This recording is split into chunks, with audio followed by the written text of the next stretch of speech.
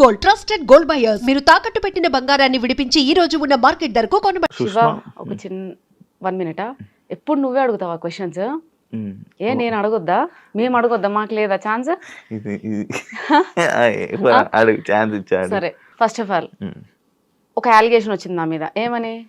25,000 లేనిది సుష్మా ఏ పని చేయదు, 25,000 ఇస్తే ఏ ప్రమోషన్ అయినా చేస్తుంది, లైక్ ఏ ప్రమోషన్ అయినా చేస్తుంది సుష్మా. కామెంట్లలో ఓ అంటున్నారు. నువ్వు నాకు ఎంత ఇచ్చావు ఇక్కడ కూర్చోడానికి? ఏం మరి 25,000 తీసుకోకుండా నేను ఎందుకు ఇక్కడ కూర్చోవాలి? నువ్వు అడిగిన దానికి ఎందుకు ఆన్సర్ ఇవ్వాలి? First of all Sushma Bhupathi 25,000 ఇస్తే ఏదైనా చేస్తుంది. ఒకతను చెప్పాడు రీసెంట్గా యూట్యూబ్లో, వైరల్ చేసేసాడు. 25,000 ఇస్తే ఆవిడ ఏమైనా చేస్తుంది. ఇంకొకటి, ప్రతి ఒక్క బిజినెస్కి సుష్మా భూపతిని పిలుచుకొని డాన్స్లు ఆడిచ్చి మరి ప్రమోషన్ చేయించుకుంటున్నారు. వాళ్ళకి అంత బిజినెస్ ఉందా, ఈవిడ వల్ల అంత బిజినెస్ అవుతుందా అని తను క్వశ్చన్ వేశాడు నా మీద ఒక అతను. దాని గురించి మాట్లాడదాం.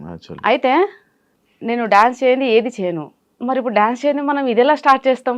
నువ్వు చేయాల్సింది ఇప్పుడు ఒక స్టెప్. నేను చేయాలా?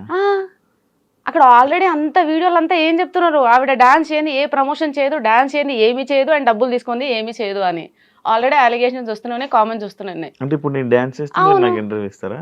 అవును, మరి నేను డాన్స్ చేయండి ఏది చేయనుగా, అలా ఎందుకు చేస్తాం? చేయాల్సిందే కపుల్ డాన్స్. ఇక్కడ కపుల్ డాన్స్ చేద్దాం. ఇప్పుడు చేయనా తర్వాత చేద్దాం? చేయాల్సిందే, తర్వాత చేద్దాం తప్పకుండా. ఓకే, లాస్ట్ లో చేద్దాం. లాస్ట్ లో తప్పకుండా చేద్దాం.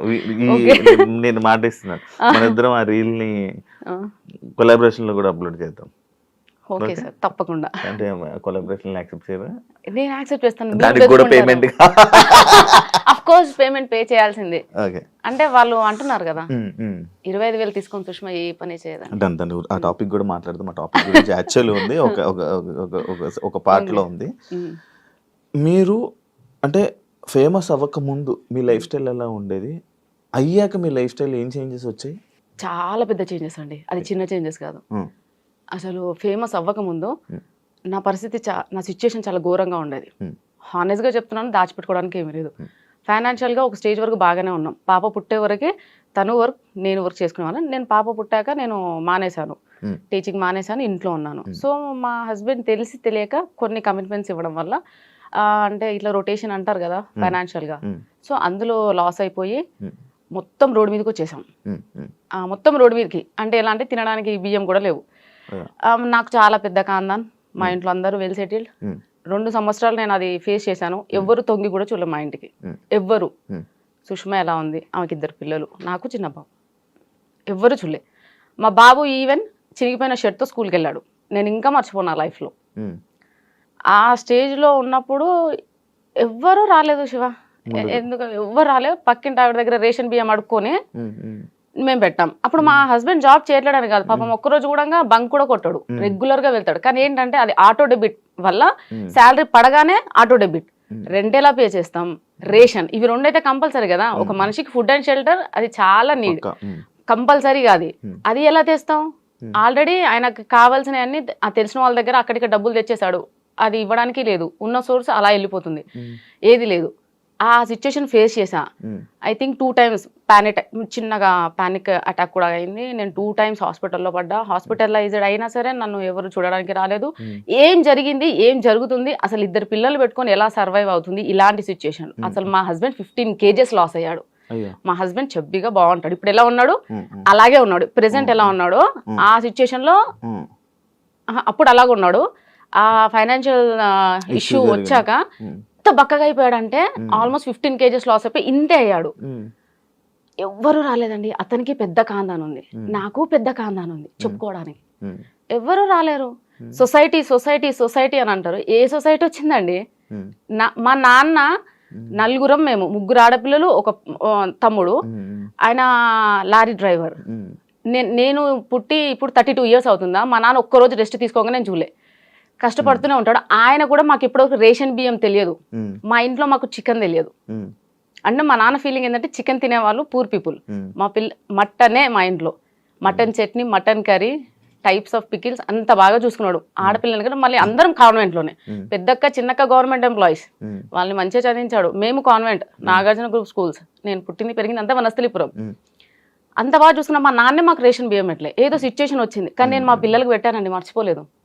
ఆ సిచ్యువేషన్లో అనిపించింది, what is family, what is society, who are called neighbours, neighbours ఎవరు, సొసైటీ ఏంటి, అసలు ఏంటి నాకు ఏం అర్థం కాలే. నేను చిన్న పిల్లనండి. ఇప్పుడు కొంచెం ప్రతిరోజు ఒక్కొక్క ప్లేస్కి తిరుగుతున్నా, చాలా మంది ఇన్ఫ్లుయెన్సర్స్తో ట్రావెల్ చేస్తున్నా, చాలా మంది మాట్లాడితే వింటున్నా, కాబట్టి నాకు తెలిసింది. ఇక్కడ కూడా నీ ముందు కూర్చొని ఏం మాట్లాడాలో నాకు నిజంగా తెలియదు Shiva. Such an innocent fellow నేనైతే. అండ్ ఇప్పటికి నేను కిడ్, ఇప్పటికి నాకు తినిపిస్తేనే తింటా, అంత వరస్ట్ క్యాండిడేట్ నేను. మా ఆయన కూడా ఇప్పటికీ మా పాపని ఎలా చూసుకుంటాడో నన్ను అలా చూసుకుంటాడు. అలాంటిది నేను ఒక డిప్రెషన్కి వెళ్ళిపోయినా, కంప్లీట్గా డిప్రెషన్. నా లైఫ్ అయిపోయింది. అంటే రోడ్ మీద పడ్డాం, ఫైనాన్షియల్గా మొత్తం పోయింది, మా ఆయనకు వచ్చిందంతా పోతుంది, ఎవ్వరు రావట్లేరు, తినడానికి తిండి లేదు, ఏం లైఫ్ ఇది, దేనికోసం బతకాలి అంటే ఇవి వచ్చేస్తున్నాయి ఇంకా థాట్.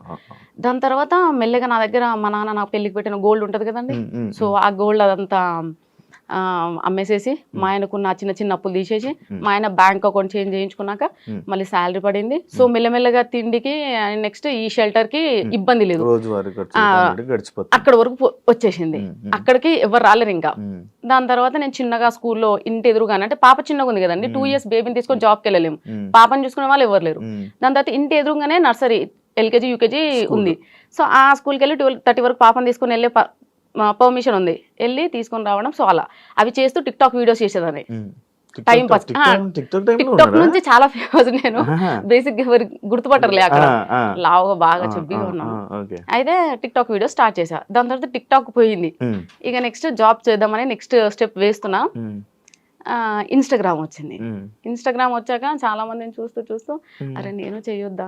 అయితే నేను ఇన్స్టాగ్రామ్ రాకముందు, అంటే స్టార్ట్ చేసే ముందు కూడా వీళ్ళందరూ ఎలా ఫీల్ అవుతున్నారు అంటే, ఇన్స్టాగ్రామ్ స్టార్ట్ చేసినప్పుడు నేను లైక్ శారీస్, వాళ్ళు జడ పెద్దగా మంచిగా ఒట్టి ఇదంతా పెట్టుకొని, కానీ అది ఎందుకు చేసినా ఎలా చేసినా అని ఎవరికి తెలియదు.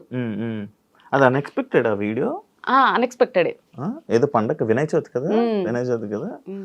సో ఇప్పుడు ఎవరైనా ఒక బిజినెస్ చేసే ముందు ఏం ఆలోచిస్తారు శివ? దాని ఏం చేస్తే మనకు లాభం వస్తుంది, ఏం చేస్తే నెంబర్ 1 లో ఉంటాం, ఏం చేస్తే మనది ప్రోడక్ట్ కానీ వాట్ ఎవర్ ఇట్ ఈస్ జనాలలోకి పోతుంది. సో అది సింపుల్ థింగ్. నేను బిఫోర్ ఇన్స్టా స్టార్ట్ చేసే ముందు చూస్తూనే ఉన్నా, 1 week నుంచి కంటిన్యూస్ గా ఎవ్వరు కానీ శారీలో మంచి అంటే పెద్ద జడలో అట్లా ఎవ్వరూ లేరు, వీడియో చేసిన ఎవ్వరు లేరు, నేను చూసిన. సో నాకేంటంటే ఏదైనా స్టార్ట్ చేస్తే మెల్లమెల్లగా అట్లా నాకు నచ్చదు. చేసామా డెఫినెట్గా పర్ఫెక్షన్ ఉండాలి, మనం దేనికోసం చేస్తున్నామో అది రావాలి. సో నేను అట్లా ప్లాన్ చేసుకొని సేమ్ నేను శారీస్లో అలా ముందుకు వచ్చాను, శారీస్ వాళ్ళు జడ. సో వీళ్ళందరూ ఏమనుకుంటున్నారంటే, నేను ఆ శారీలో ఆ జుట్టు వేసుకొని అలా రీల్ చేసేసరికి అదే నా ఒరిజినాలిటీ అని అనుకుంటున్నారు. అంటే ఫస్ట్ ఇంప్రెషన్ బెస్ట్ ఇంప్రెషన్, అందులోనే అందరూ అదే ఫిక్స్ అయిపోయి ఉంటారు కదా. అదే ఫిక్స్ అయిపోయారు. చూసినప్పుడు నేను కూడా అదే ఫిక్స్ అయ్యాను బేసిక్ గా.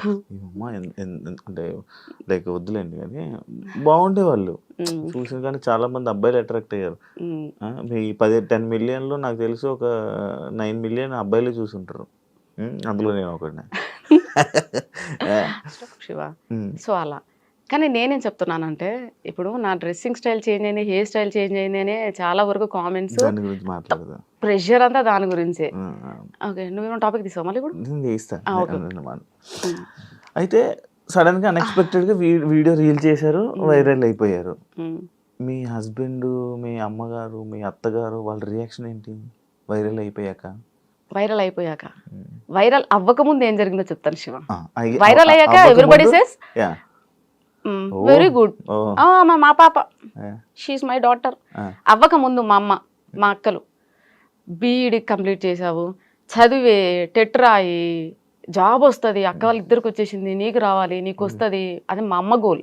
3 గవర్నమెంట్ జాబులు కొట్టాలా, ఆడపిల్లలు తల ఎత్తుకొని ఉండాలి, ఎవరి మీద డిపెండ్ అవ్వకూడదు, గవర్నమెంట్ ఎంప్లాయీస్ అయితే మీ సోర్స్ మీకు ఉంటుంది. అమ్మ బాగా ఇవే చదువు అంటే పిచ్చి. సో ఆమెకున్న ఎక్కువ చదువు పిచ్చి వల్లే నాకు చదువు మీద ఇంట్రెస్ట్ పోయింది నిజం చెప్పాలంటే. అంటే రుద్దడం, ఊరికి చదువు, ట్యూషను, రావాలి, తినాలి, పడుకోవాలి, ఇంతే. సో దానివల్ల అంటే ఇది వైరల్ అవ్వకముందు ఏంటంటే ఇంట్లో ప్రెషరు, ఏమని ఎగ్జామ్స్ రాయి, చదువు. వైరల్ అయ్యాక సర్లే ఏదన్నా చెయ్యి, ఊరికే ఖాళీ కూర్చోకుండా ఆ బద్ధకమన్న పోయిద్ది, ఏదో ఒక పని అయితే చేస్తున్నావు కదా ఊరిగా కూర్చోకుండా. సో అక్కడ వరకు వచ్చారు. అని మిమ్మల్ని ఎంకరేజ్ చేసింది ఇంట్లో వాళ్ళు? ఇంట్లో వాళ్ళు ఇంకా ఆబ్వియస్ గా, అంటే ఎప్పుడైతే మనీ జనరేట్ అవుతుందో అప్పటి నుంచి ఎంకరేజ్మెంట్ స్టార్ట్ అయింది. అంతకు ముందు అవసరమా, ఎందుకు, ఏం చేయడానికి, బుద్ధిగా చదువుకోవచ్చు కదా, ఇంత కష్టపడి చదివించాడు మీ నాన్న, అంత కష్టపడి దేనికోసం అంటే ప్రతిదానికి ఇంకా నాన్ననే. నాన్న ఇంత కష్టపడ్డాడు దేనికోసం, నాన్న ఇంత కష్టపడ్డాడు. సో నాన్న కూడా చెప్పాడు, చదివేదో చదివితే నీకు యాక్టివ్ అంటే ఇష్టం కదా, అది ఇప్పిస్తా, నీకు ఇది ఇప్పిస్తా. నాన్న ఎరేసేవాడు, నువ్వు ఎన్ని చెప్పు నాన్న, నాకు అంత ఇంట్రెస్ట్ లేదు, సో నేను ఏం చేయాలనుకుంటున్నా అదే చేస్తా, ప్లీజ్ నన్ను ప్రెషర్ ఫోర్స్ చేయకుండా అని మా నాన్నకి చెప్పాను. సార్ మా నాన్న లైట్ తీసుకున్నాడు. దాని తర్వాత ఎప్పుడైతే మనకి ఇన్స్టాగ్రామ్ నుంచి ఇన్కమ్ జనరేట్ అయిందో ఎవ్రీబడి షట్ దేర్ మౌత్, అంతే, నోరు మూసుకున్నారు. స్టార్ట్ చేశారు, మంచిగా చేస్తున్నావు, చెయ్యి. అక్కడి నుంచి సపోర్ట్ వచ్చింది. మంచి ఎంకరేజ్ చేశారు. మీ హస్బెండ్ కూడా ఎంకరేజ్ చేశారు? అవునండి. అంటే మామూలుగా వైఫ్స్ని కానీ లేకపోతే ఇంట్లో వాళ్ళ ఆడపిల్లల్ని సోషల్ మీడియాలో ఇలా రీల్స్ చేస్తారంటే చాలామంది అబ్బాయిలు రిస్ట్రిక్షన్స్ పెట్టడం, ఎందుకు ఇవన్నీ చేయడం, ఎందుకు మనం అందరూ చూడడం, మనం ఇలా తీసుకుని వెళ్ళిపోదాం కదా జర్నీ అని అంటుంటారు కదా, అలాంటి మాటలు రాలేదా మీకు? ఇప్పటి వరకు అనలేడండి. ఎవరు అనలేదు? ఇప్పటి వరకు అనలేరు. ఎంకరేజ్ అంటే మిమ్మల్ని సపోర్ట్ గా ఉన్నారు అయితే బాగా?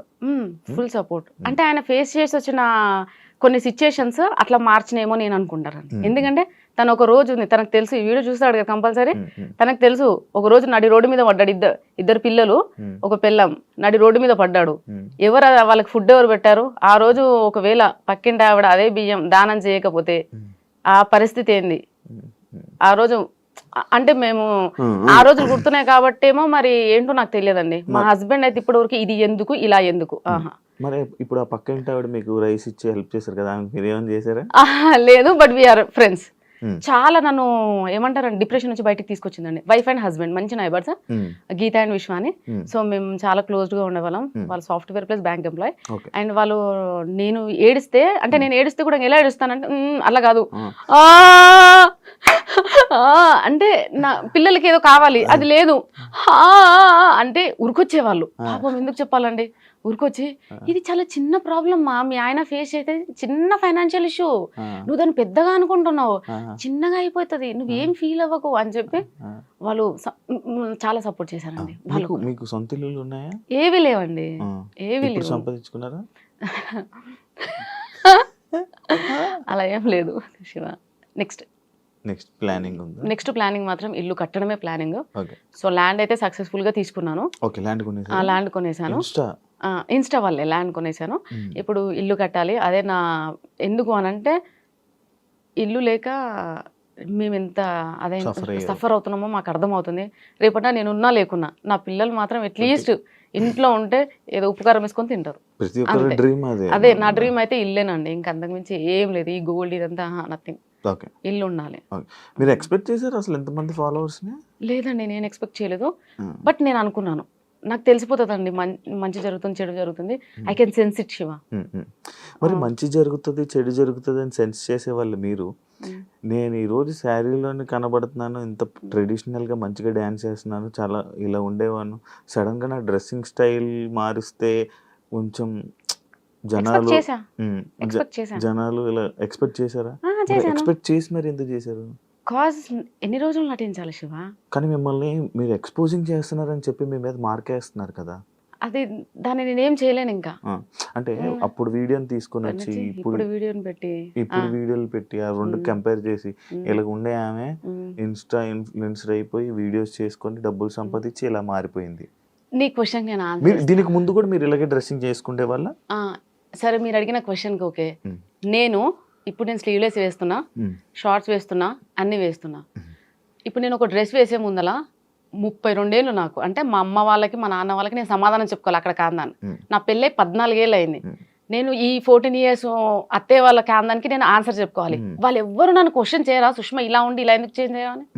మరి వీళ్ళెవ్వరు ఎందుకు మాట్లాడట్లేరు? నన్ను ఎందుకు ఒక్కరు కూడా క్వశ్చన్ చేయలేదు, నువ్వు ఎందుకు ఇలా ఈ డ్రెస్లో రీల్స్ చేస్తున్నావు, వీడియోస్ చేస్తున్నావు? బికాజ్ అమ్మ వాళ్ళకి అందరు నాన్న వాళ్ళకి అందరికి అందరికీ తెలుసు, నేను ఆబ్వియస్గా అప్పటి నుంచి అయినా కానీ నేను అలాగే ఉంటాను, బాయ్లా పెరిగానండి నేను. మా అమ్మకి 3 పాపాలు కదా, సో నన్ను తమ్ముడిని అలానే పెంచింది. బాయ్స్లా ఇద్దరం బాయ్లా ఉండేవాళ్ళం. తమ్ముడు ఉన్నాడు అలా.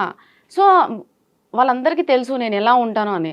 సో వీళ్ళేంటంటే స్క్రీన్ మీద నేను ఫస్ట్ నుంచి శారీలో చూసి సడన్ గా ఈ ఫేస్ చూపించేసరికి తీసుకోలేక అది బేసిక్ గా వాళ్ళు తీసుకుపోవడానికి రీజన్ లేదు తెలుసా, మ్యారేజ్ అయిపోయిన ఆమె ఇలా బట్టలు వేసుకొని ఇలా ఇన్ఫ్లుయెన్సర్ గా వీడియోస్ చేయడం ఎందుకు అనేది వాళ్ళ ఇది. సరే, ఇప్పుడు మీ దానికి కూడా ఒక ఆన్సర్ ఉందండి. నేను చదివింది నాగార్జున స్కూల్ వనస్థలిపురం. మా 10th క్లాస్ స్ట్రెంత్ వచ్చేసి 260 మెంబర్స్ 10th స్ట్రెంత్. ఒక క్యాంపస్ మొత్తం 10th బ్లాక్, ఒక క్యాంపస్ మొత్తం 10th క్లాస్ స్టూడెంట్సే ఉంటారు. 260 మెంబర్స్ లో 230 మెంబర్స్ అయితే ఇంకా అందరూ యుఎస్ ఆస్ట్రేలియా అక్కడే ఉన్నారు. ఓన్లీ 30 మెంబర్స్ మాత్రం హైదరాబాద్ లో ఉన్నాం. అందులో ఇంకా 200 మంది ఐ థింక్ 100 మెంబర్స్ ఏమో పెళ్లిళ్ళు అయినాయి. ఇంకా ఎవరికి పెళ్లిళ్ళు అవ్వలేదు. అందరు లైఫ్ ని చిల్ అవుతూ ఎంజాయ్ చేస్తూ అంటే ఐ మీన్ అదర్ కంట్రీస్ లో వెళ్ళి అలా సెటిల్ అయ్యారు. ఇక్కడ ఉన్న 30 to 40 మెంబర్స్ మాత్రమే ఇలా